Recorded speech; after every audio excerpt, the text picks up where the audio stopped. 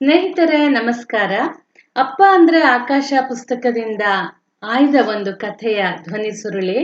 ಕರುಣಾಳು ದೇವರು ಕೆಲವೊಮ್ಮೆ ಕ್ರೂರಿಯಾಗುವುದು ಏಕೆ?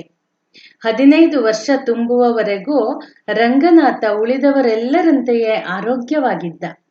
ಆದರೆ SSLC ದಾಟುತ್ತಿದ್ದಂತೆಯೇ ಅವನ ನಡವಳಿಕೆಯಲ್ಲಿ ವ್ಯತ್ಯಾಸ ಕಾಣಿಸಿತು. ಇದನ್ನು ಸೂಕ್ಷ್ಮವಾಗಿ ಗಮನಿಸಿದ ಗೆಳೆಯರು, ಶಿಕ್ಷಕರು, ಬಂಧುಗಳು, ನೆರೆಹೊರೆಯವರು ಮೇಲಿಂದ ಮೇಲೆ ಒಂದು ಪ್ರಶ್ನೆಯನ್ನು ಅವನ ಮುಂದಿಟ್ಟರು.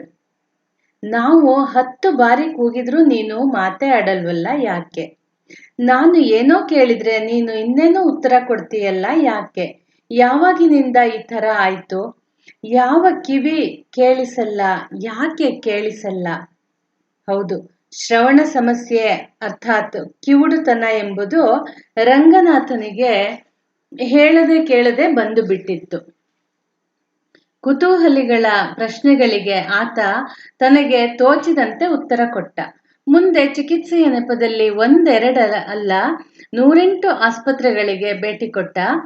ಆಸ್ಪತ್ರೆಯಿಂದ ಆಸ್ಪತ್ರೆಗೆ, ಊರಿನಿಂದ ಊರಿಗೆ ಅಲೆದ ಕಾರಣ ಚಪ್ಪಲಿಗಳು ಸವೆದವು, ದುಡ್ಡು ಖರ್ಚಾಯಿತು. ಆದರೆ ಅಕಸ್ಮಾತ್ತಾಗಿ ಅಮರಿಕೊಂಡಿದ್ದ ಕಿವುಡುತನಕ್ಕೆ ಶಾಶ್ವತ ಪರಿಹಾರ ದೊರೆಯಲಿಲ್ಲ.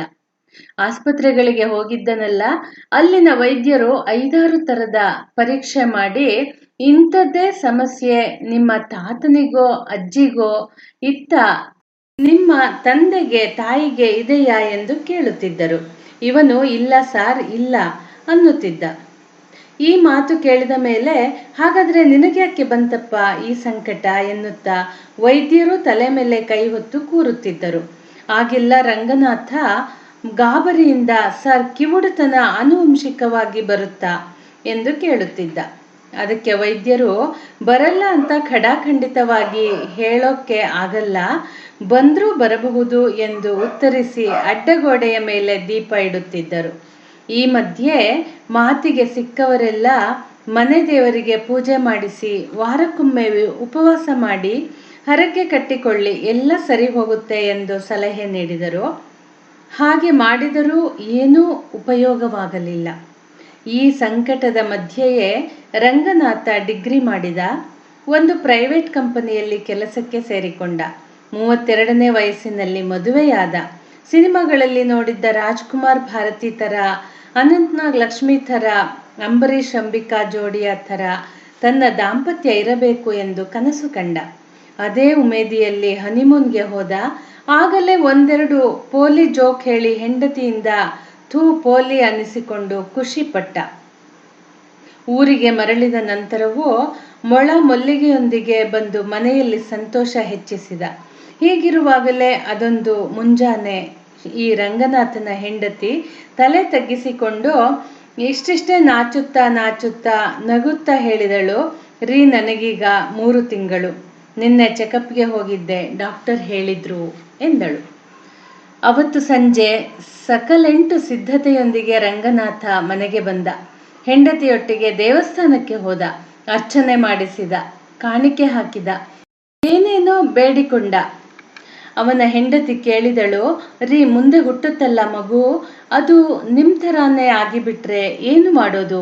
ಒಂದು ವೇಳೆ ನಮಗೆ ಹೆಣ್ಣು ಮಗುವೇ ಆಗಿಬಿಟ್ರೆ, ಅದಕ್ಕೆ ಕಿವಿ ಕೇಳಿಸೋದಿಲ್ಲ ಅಂತ ಆದರೆ ಅದರ ಭವಿಷ್ಯವೇನು? ಹುಡುಗಿ ಎಷ್ಟೇ ಮುದ್ದಾಗಿದ್ರೂ ಅವಳಿಗೆ ಕಿವಿ ಕೇಳಿಸಲ್ಲ ಅಂದರೆ ಯಾರು ತಾನೇ ಮದುವೆ ಆಗ್ತಾರೆ ಎಂದಳು. ಹೆಂಡತಿಯ ಮಾತು ಕೇಳಿ ರಂಗನಾಥ ತತ್ತರಿಸಿ ಹೋದ. ಇಂಥದೊಂದು ಪ್ರಶ್ನೆಯನ್ನಾಗಲಿ ಸಾಧ್ಯತೆಯನ್ನಾಗಲಿ ಆತ ಖಂಡಿತ ನಿರೀಕ್ಷಿಸಿರಲಿಲ್ಲ. ಕಿವಿ ಕೇಳಿಸುವುದಿಲ್ಲ ಎಂಬ ಒಂದೇ ಕಾರಣದಿಂದ ಆತ ಮೇಲಿಂದ ಮೇಲೆ ಫೇಲ್ ಆಗಿದ್ದ, ಅವಮಾನಗಳಿಗೆ ಈಡಾಗಿದ್ದ, ನೌಕರಿಗಳನ್ನು ಕಳೆದುಕೊಂಡಿದ್ದ, 1-2 ಸಂದರ್ಭಗಳಲ್ಲಿ ಅನುಕಂಪವನ್ನು ಗಿಟ್ಟಿಸಿಕೊಂಡಿದ್ದ. ಅಂಥದೊಂದು ಸಂಕಟ ಮಗುವಿಗೆ ಬರಬಾರದು ಎಂಬುದಷ್ಟೇ ಆತನ ಬಯಕೆಯಾಗಿತ್ತು. ಆದರೆ ಮುಂದೆ ಇಂಥದೇ ಮಗು ಹುಟ್ಟುತ್ತದೆ, ಭವಿಷ್ಯದಲ್ಲಿ ಹೀಗೆ ಆಗುತ್ತದೆ ಎಂದು ಗ್ಯಾರಂಟಿ ಕೊಡಲು ಯಾರೂ ಸಿದ್ಧರಿರಲಿಲ್ಲ. ಈ ಸಂದರ್ಭದಲ್ಲಿ ಪರಿಚಯದ ಜನ ರಂಗನಾಥನ ಬಳಿ ಬಂದು ಹೇಳಿದರು, ಗಂಡು ಮಗುವನ್ನು ಕೊಡಪ್ಪ ದೇವರೇ ಅಂತ ಮೊದಲು ಮನೆ ದೇವರಿಗೆ, ಆಮೇಲೆ ತಿರುಪತಿಗೆ, ಈ ಕಡೆ ನಂಜನಗೂಡಿಗೆ ಹರಕೆ ಕಟ್ಕೋ.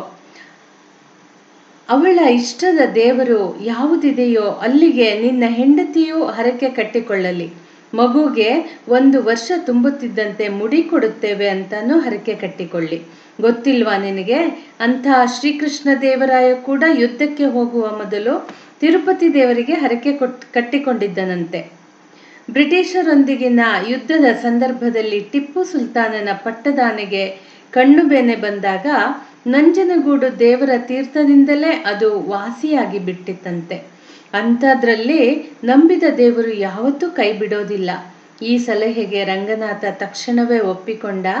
ಕಿವುಡುತನವಿಲ್ಲದ ಗಂಡು ಮಗುವಾದರೆ ತಲಾ 100 ರೂಪಾಯಿ ಕಾಣಿಕೆ ಕೊಡುವುದಾಗಿ 10 ದೇವರುಗಳಿಗೆ ಹರಕೆ ಕಟ್ಟಿಕೊಂಡ. ಈ ಮಧ್ಯೆ ವೈದ್ಯರ ಸಲಹೆಗಳಿಗೂ ಕಿವಿಯಾದ. ದೇವರ ಆಶೀರ್ವಾದ, ವೈದ್ಯರ ಅಭಯ ಎರಡೂ ಜೊತೆಗಿರುವುದರಿಂದ ಗಂಡು ಮಗುವೇ ಆಗುತ್ತದೆಂದು ನಿರುಮ್ಮಳವಾಗಿದ್ದ. ಆದರೆ ಎಲ್ಲರ ನಿರೀಕ್ಷೆಗೆ ವಿರುದ್ಧವಾಗಿ ಹೆಣ್ಣು ಮಗು ಹುಟ್ಟಿತು. Bad luck. ಈ ಎಲ್ಲ ದೇವರುಗಳು 100 ರೂಪಾಯಿ ಲಾಸ್ ಮಾಡಿಕೊಂಡವು ಎಂದು ರಂಗನಾಥ ಉದ್ಘರಿಸಿದ. ಹೆಣ್ಣು ಮಗುವಾಗಿದ್ದಕ್ಕೆ ಅವನಿಗೆ ಚಿಂತೆ ಇರಲಿಲ್ಲ. ಆದರೆ ಕಿವಿಯ ಸಮಸ್ಯೆ ಬಾರದಿದ್ದರೆ ಸಾಕು ಎಂದುಕೊಂಡ.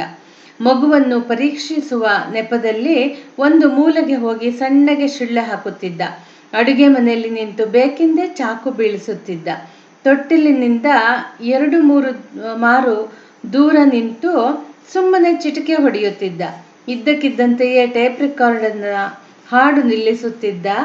ಮಗು ನಿದ್ರೆಗೆ ಜಾರುತ್ತಿದೆ ಎನ್ನುವ ಸಂದರ್ಭದಲ್ಲಿ ಅದರ ಕಿವಿಯ ಬಳಿ ವಾಚ್ ಇಡುತ್ತಿದ್ದ.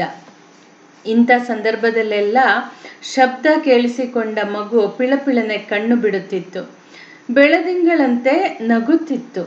ಹೀಗೆಯೇ 10 ಬಾರಿ ಪರೀಕ್ಷಿಸಿದ ನಂತರ ರಂಗನಾಥನ ಹೆಂಡತಿ ಸಂಭ್ರಮದಿಂದ ಹೇಳಿದಳು, ಮಗುಗೆ ಚೆನ್ನಾಗಿ ಕಿವಿ ಕೇಳಿಸುತ್ತೆ, ನನಗಿನ್ನು ಚಿಂತೆ ಇಲ್ಲ. ಈ ಮಗುವನ್ನು ಮಹಾರಾಣಿ ತರ ಸಾಕುತ್ತೇನೆ ಎಂದಳು. ಈ ರಂಗನಾಥ ಮಗಳಿಗೆ ಗೀತಾಂಜಲಿ ಎಂದು ಹೆಸರಿಟ್ಟ. ಅದಕ್ಕೂ ಕಾರಣವಿತ್ತು. ಆತ ಚಂದದ ಹಾಡುಗಾರನಾಗಿದ್ದ. ಕಾಲೇಜ್ ದಿನಗಳಲ್ಲಿ ಆತ ಹೊಸ ಬೆಳಕು ಮೂಡುತ್ತಿದೆ ಎಂದು ಹಾಡಿದರೆ ಜನ ಮಂತ್ರಮುಗ್ಧರಾಗುತ್ತಿದ್ದರು. ಜೊತೆಯಲ್ಲಿ ಹಾಡಿಗೆ ದನಿಯಾದಾಗ ಗೆಳೆಯರು ಥೇಟ್ ಶಂಕರ್ನಾಥ್ ಥರನೇ ಹಾಡ್ತೀಯ ಕಣೋ ಎನ್ನುತ್ತಿದ್ದರು. ಆತ ಶಿಶುನಾಳ ಶರೀಫರ ಹಾಡುಗಳಿಗೆ ಹೊರಳಿಕೊಂಡದಂತೂ ಒನ್ಸ್ ಮೋರ್ ಎಂದು ಕೂಗಿ ಸಂಭ್ರಮಿಸುತ್ತಿದ್ದರು. ಹೀಗೆ ಹಾಡಿನ ಮೇಲಿದ್ದ ಮೋಹವನ್ನು ರಂಗನಾಥ ಮಗಳ ಹೆಸರಿಗೂ ಕೊಂಡಿಯಾಗಿಸಿದ್ದ. ಮಗಳು ಮನೆಗೆ ಬಂದ ಮೇಲೆ ಮೊದಲ 6 ತಿಂಗಳು ಎಲ್ಲವೂ ಸರಿಯಾಗಿತ್ತು. 7ನೇ ತಿಂಗಳ ವೇಳೆಗೆ ಈ ದಂಪತಿಗೆ ಒಂದು ಕಠೋರ ಸತ್ಯದ ದರ್ಶನವಾಗಿತ್ತು.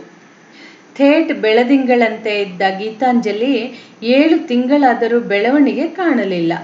ಗಾಬರಿಯಾದ ರಂಗನಾಥ ತಕ್ಷಣವೇ ವೈದ್ಯರನ್ನು ಕಂಡ. ಸಮಸ್ಯೆ ಹೇಳಿಕೊಂಡ. ಅವರು ಕೆಲವು ಮಕ್ಕಳಿಗೆ ಆರಂಭದಲ್ಲಿ ಹೀಗೆ ಆಗುತ್ತೆ, 10 ತಿಂಗಳ ನಂತರ ಸರಿ ಹೋಗುತ್ತೆ, ಇನ್ನೊಂದೆರಡು ತಿಂಗಳು ನೋಡಿ, ಆಮೇಲೂ ಹೀಗೆ ಇದ್ರೆ ಚಿಕಿತ್ಸೆ ಏನು ಅಂತ ಹೇಳುತ್ತೇನೆ ಎಂದರು. ಆ 3 ತಿಂಗಳು ಕಳೆದು ಹೋದವು. ಮಗು ದೈಹಿಕವಾಗಿ ಬೆಳವಣಿಗೆ ಕಾಣಲೇ ಇಲ್ಲ. ಮಾನಸಿಕವಾಗಿಯೂ ಅಷ್ಟೇ. ಆದರೆ ಮುದ್ದಾಗಿ ಪಪ್ಪ ಅನ್ನುತ್ತಿತ್ತು. ಗಳಿಗೆಗೊಮ್ಮೆ ಅಮ್ಮ ಅನ್ನುತ್ತಿತ್ತು. ಗೊಂಬೆಗಳನ್ನು ಕಂಡರೆ ಸಾಕು ಖುಷಿಯಾಗುತ್ತಿತ್ತು. ಜೋಗುಳದ ಹಾಡಿಗೆ ನವಿಲಾಗುತ್ತಿತ್ತು. ಇಂಥದೇ ಊಟ ಬೇಕು, ಇಂಥದೇ ಬಟ್ಟೆ ಬೇಕು ಎಂದು ಅದು ಯಾವತ್ತೂ ಕೇಳಲಿಲ್ಲ. ಅಮ್ಮ ಏನು ಕೊಡುತ್ತಾಳೋ ಅದನ್ನು ಖುಷಿಯಿಂದ ತಿನ್ನುತ್ತಿತ್ತು. ಹೆಚ್ಚೆಂದರೆ 8 ತುತ್ತು. 9ನೇ ತುತ್ತಿಗೆ ಕೈ ಹಾಕುವ ಮುನ್ನವೇ ನನಗೆ ಸಾಕು ಎಂದು ಕಣ್ಣಲ್ಲೇ ಹೇಳುತ್ತಿತ್ತು. 2 ವರ್ಷವಾದರೂ ಮಗು ಬೆಳೆಯದೆ ಹೋದಾಗ ರಂಗನಾಥ ಮತ್ತೆ ವೈದ್ಯರ ಮುಂದೆ ನಿಂತ. ಅವರು 10 ಬಗೆಯಲ್ಲಿ ಪರೀಕ್ಷಿಸಿ ಹೇಳಿದರು, ರಿಯಲಿ ವೆರಿ ಸಾರಿ. ಕೆಲವು ಮಕ್ಕಳು ದೈಹಿಕವಾಗಿ ಮತ್ತು ಮಾನಸಿಕವಾಗಿ ಬೆಳವಣಿಗೆ ಕಾಣುವುದೇ ಇಲ್ಲ. ಇಂಥ ಸಮಸ್ಯೆ 1000ದಲ್ಲಿ 1 ಮಗುವಿಗೆ ಬರಬಹುದು. ದುರದೃಷ್ಟವಶಾತ್ ನಿಮ್ಮ ಮಗುವಿಗೆ ಅಂಥದೇ ಸಮಸ್ಯೆ ಕಾಣಿಸಿಕೊಂಡಿದೆ. ಈ ಮಗು ಹೆಚ್ಚು ಅಂದರೆ 12 ವರ್ಷ ಬದುಕಬಹುದು. ದೇವರ ದಯೆ ಇದ್ದರೆ 40 ವರ್ಷ ಕೂಡ ಉಳಿಯಬಹುದು. ಈ ಮಗುವನ್ನು ಹುಷಾರಾಗಿ ನೋಡಿಕೊಳ್ಳಿ, ದೇವರು ನಿಮಗೆ ಒಳ್ಳೆಯದು ಮಾಡಲಿ ಎಂದು ಡಾಕ್ಟರ್ ಹೇಳಿದರು. ಅವತ್ತು ಇಡೀ ದಿನ ಇಡೀ ರಾತ್ರಿ ಈ ಗಂಡ ಹೆಂಡತಿ ಕಣ್ಣೀರಲ್ಲೇ ಕೈ ತೊಳೆದರು. ಕಡೆಗೆ ರಂಗನಾಥನ ಹೆಂಡತಿ ತಣ್ಣಗಿನ ದನಿಯಲ್ಲಿ ಹೀಗಂದಳು, ನೋಡಿ, ನಾವು ಯಾರಿಗೂ ಕೆಟ್ಟದ್ದು ಮಾಡಿಲ್ಲ, ಹಾಗಾಗಿ ನಮಗೂ ಕೆಡುಕಾಗುವುದಿಲ್ಲ ಅಂದುಕೊಳ್ಳೋಣ. ಭವಿಷ್ಯದಲ್ಲಿ ನಮಗೆ ಇನ್ನೊಂದು ಮಗುವಾದರೆ, ಅದು ತುಂಬಾ ಚಂದಕ್ಕಿದ್ದರೆ ಅದರ ಮೇಲೆ ಮೋಹ ಹೆಚ್ಚಿ ಈ ಮಗುವನ್ನು ನಾವೇ ನಿರ್ಲಕ್ಷ್ಯ ಮಾಡಿ ಬಿಡಬಹುದು. ಅಂಥದೊಂದು ಸಂದರ್ಭ ಬರಲೇಬಾರದು. ನಮಗೆ ಎರಡನೇ ಮಗು ಬೇಡ ಎಂದಳು. ಅಂದಿನಿಂದ ಆ ಮನೆಯಲ್ಲಿ ಹೊಸದೊಂದು ಜೀವನ ಕ್ರಮವೇ ಆರಂಭವಾಯಿತು. ಸದಾ ಒಂದೇ ಕಡೆ ಮಲಗಿರುವ ಮಗುವನ್ನು ನೋಡಿಕೊಳ್ಳಲು ರಂಗನಾಥನ ಹೆಂಡತಿ ನಿಂತು ಬಿಟ್ಟಳು. ಗೃಹ ಪ್ರವೇಶ, ಮದುವೆ, ಸತ್ಯನಾರಾಯಣ ಪೂಜೆಯ ನೆಪದಲ್ಲಿ ಕಾಡು ಕೊಡಲೆಂದು ಮನೆಗೆ ಬಂದವರು ಮಗು ಎಲ್ಲಿ ಕಾಣಿಸ್ತಿಲ್ವಲ್ಲ ಎಂದರೆ, ಒಳಮನೆಯಲ್ಲಿ ಮಲಗಿದೆ, ಎಬ್ಬಿಸೋದು ಬೇಡ ಪ್ಲೀಸ್ ಅನ್ನುತ್ತಿದ್ದಳು. 7-8 kg ತೂಕವಿದ್ದ, ಮೊಳಕೈನಷ್ಟೇ ಎತ್ತರವಿದ್ದ ಮಗುವನ್ನು ಕೌಟುಂಬಿಕ ಸಮಾರಂಭಗಳಿಗೆ ಕರೆದೊಯ್ದರೆ 10 ಮಂದಿಯ ಪ್ರಶ್ನೆ ಎದುರಿಸಬೇಕಾಗುತ್ತದೆ ಎಂದು ಸಮಾರಂಭಗಳಿಂದ ದೂರ ಉಳಿದಳು. ತೀರಾ ಅಗತ್ಯವಿದ್ದ ಸಂದರ್ಭದಲ್ಲಿ ರಂಗನಾಥ ಒಬ್ಬನೇ ಹೋಗಿ ಬರುತ್ತಿದ್ದ. ಗಂಡನಿಗೆ ಆಫೀಸ್ ಇದೆ, ಗೆಳೆಯರ ಬಳಗವಿದೆ, ಮತ್ತಷ್ಟು ರಿಫ್ರೆಶ್ ಆಗಲಿಕ್ಕೆ ಪಾರ್ಕ್ಗಳಿವೆ. ಆತ ಸುಖಿ ಪುರುಷ, ನನಗ್ಯಾಕೆ ಇಂಥ ಸಂಕಟ ಎಂದು ರಂಗನಾಥನ ಹೆಂಡತಿ ಒಂದೇ ಒಂದು ಬಾರಿಯೂ ಗೊಣಗಲಿಲ್ಲ.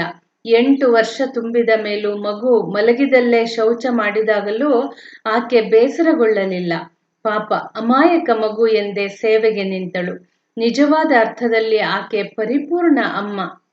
ಆಕೆ ಭೂಮಿ ತೂಕದ ಸಹನೆಯ ಹೆಣ್ಣು ಮಗಳು. ಈ ಮಗುವಿಗಾಗಿ ನಾನು ಬದುಕಿಡೀ 4 ಗೋಡೆಗಳ ಮಧ್ಯೆ ಉಳಿಯಲು ಸಿದ್ಧ. ಈ ಮಗುವನ್ನು ಉಳಿಸಿಕೊಡು ಭಗವಂತ ಎಂದಷ್ಟೇ ಆಕೆ ದಿನವೂ ಪ್ರಾರ್ಥಿಸುತ್ತಿದ್ದಳು. ನೋಡುತ್ತಲೇ ಗೀತಾಂಜಲಿಗೆ 10 ವರ್ಷ ತುಂಬಿತ್ತು. ಆಗಲೂ ಆ ಬಾಲೆಯ ವಿಷಯದಲ್ಲಿ ದೇವರು ಕರುಣಾಮಯಿಯಾಗಲಿಲ್ಲ.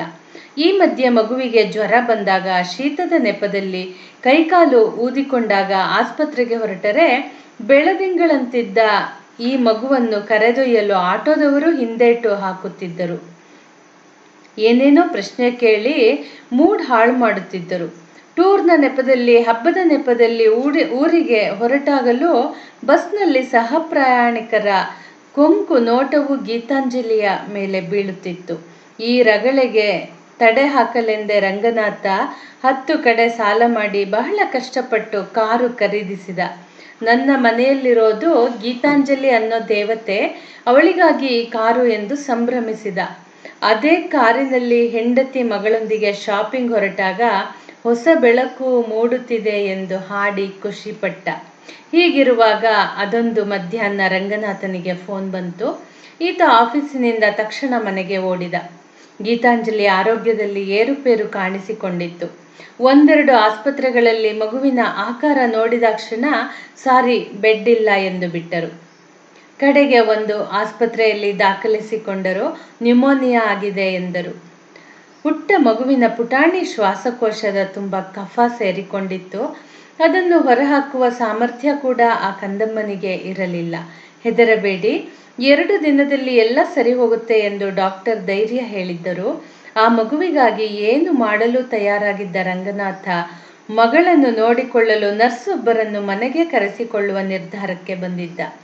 ಮೊದಲ 2 ದಿನ ಎಲ್ಲವೂ ಸರಿಯಾಗಿತ್ತು. ನಾಳೆ ಡಿಸ್ಚಾರ್ಜ್ ಎಂದು ಡಾಕ್ಟರ್ ಘೋಷಿಸಿದ್ದು ಆಯಿತು. ಬೆಡ್ನ ಬಳಿ ಬಂದ ಅಪ್ಪ ಅಮ್ಮನನ್ನು ಕಂಡು ಬೆರಗಿನಿಂದ ಖುಷಿಯಿಂದ ಕಣ್ಣರಳಿಸಿದ ಗೀತಾಂಜಲಿ ಪಪ್ಪ ಅಮ್ಮ ಎಂದು ಪಿಸುಗುಟ್ಟಿದಳು. ಆ ಸವಿನುಡಿಗೆ ರಂಗನಾಥ ದಂಪತಿ ನಿಂತಲ್ಲೇ ಕಣ್ಣೀರಾದರು. ಮರುದಿನ ಎಲ್ಲರ ನಿರೀಕ್ಷೆಯೂ ತಲೆ ಕೆಳಕಾಯಿತು.